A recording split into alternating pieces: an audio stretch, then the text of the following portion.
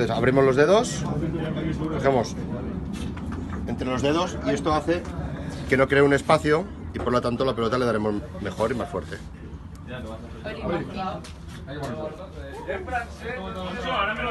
Con la baja.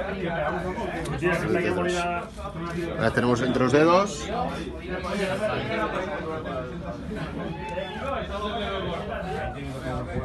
Siempre que hay que tocar esparadrapo sobre esparadrapo, porque si no es cuando suda la mano se suelta, si es sobre la piel. ¿Lo veis? Siempre está esparadrapo sobre esparadrapo. Una vez tenemos fijado esto,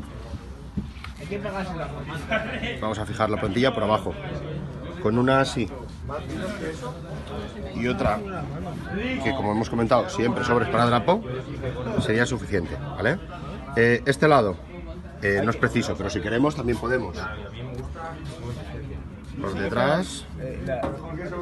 Y como no ha llegado, es preciso que busquemos otra para taparlo, ¿vale?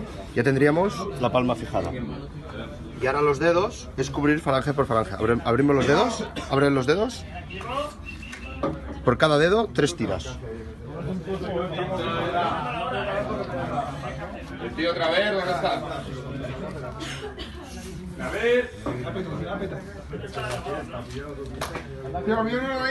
Y esta cogemos y lo que hacemos es cerramos para que quede todo. Por lo tanto, el mismo proceso con los otros dedos y el dedo gordo, con una en medio y otra arriba, sobraría. ¿Vale? Continuamos con el mismo proceso.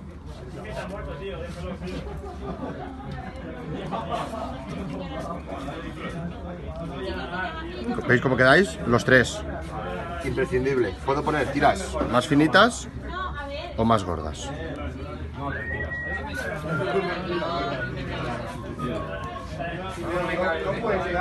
Y una vez tenemos esto, ya tenemos la plantilla para jugar a todas las modalidades, menos al raspall. Para el raspall faltaría el dedo, que ahora lo pondremos.